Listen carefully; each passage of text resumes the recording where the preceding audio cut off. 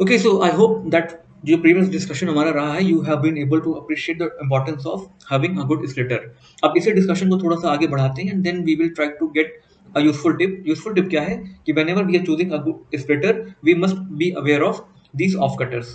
अभी off cutters होते क्या हैं? Off cutter एक ऐसा splitter होगा जो सेट का या तो मिनिमम एलिमेंट होगा या मैक्सिमम एलिमेंट होगा। तो ऐसे एलिमेंट्स को हमें नहीं चूज करना है एज अ स्प्लिटर। ऐसा क्यों है? बिकॉज अगर हमने मिनिमम या मैक्सिमम एलिमेंट को चूज कर लिया एज अ स्प्लिटर तो हमारे पास या तो एस माइनस सेट एम्प्टी होगा या तो एस प्लस एम्प्टी होगा। ठीक है, सपोज करो हमने मिनिमम एलिमेंट को चूज कर लिया एज अ स्प्लिटर, तो इसका मतलब क्या हुआ कि उससे छोटा तो कोई एलिमेंट है ही नहीं। इसका मतलब हुआ कि एस माइनस सेट हमारा एम्प्टी हो गया और इस मिनिमम एलिमेंट को छोड़कर बाकी जितने भी n माइनस वन एंट्रीज हैं वो हमारी चली जाएंगी in the set S plus.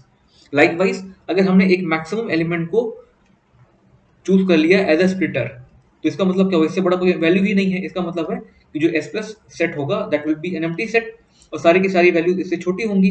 तो जो एस माइनस सेट होगा उसमें सारी की सारी n माइनस वन एंट्रीज आ जाएंगी। इसका मतलब क्या होगा? और उसके बाद में हमें क्या करना होगा? वी हैव टू, अगर मिनिमम उठाया है तो रिकर्सिव कॉल करनी पड़ेगी एस प्लस पे, और अगर मैक्सिमम उठाया है as a splitter then I have to scan through the entire S minus, जिसकी लेंथ अब हो चुकी है n माइनस वन।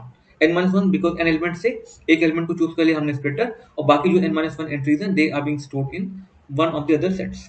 ठीक है, तो इसका मतलब क्या होगा कि जब हम रिकर्सिव कॉल कर रहे होंगे, पहली बार जब रिकर्सिव कॉल हो रही होगी that will be called on a function on the set S जिसमें n एंट्रीज हैं। अगली बार जब रिकर्सिव कॉल हो रही होगी वो या तो एस प्लस पर हो रही होगी या तो एस माइनस पर हो रही होगी जिसकी एंट्रीज होंगी n माइनस वन। ठीक है, इसका मतलब हुआ कि अगर सी एन को ही हम रनिंग टाइम मान के चलते हैं एल्गोरिदम का, तो उस एल्गोरिदम का कंप्यूटेशन टाइम कितना होगा?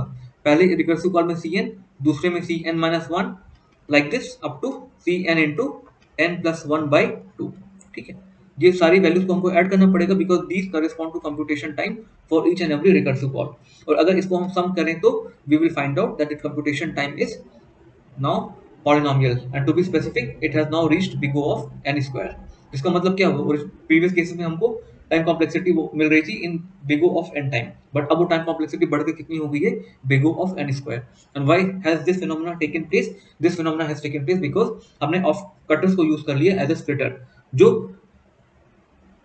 सेट्स, जो सेट्स एस माइनस से एस प्लस है उनके साइज को रिड्यूस नहीं कर रहा है। एक सेट को तो कंप्लीटली वो एम्प्टी सेट स्टोर में कन्वर्ट कर देता है, लेकिन जो दूसरा सेट हमारे पास बनता है एस प्लस या एस माइनस, उसमें सारे के सारे elements other than the splitter store हो जाते हैं।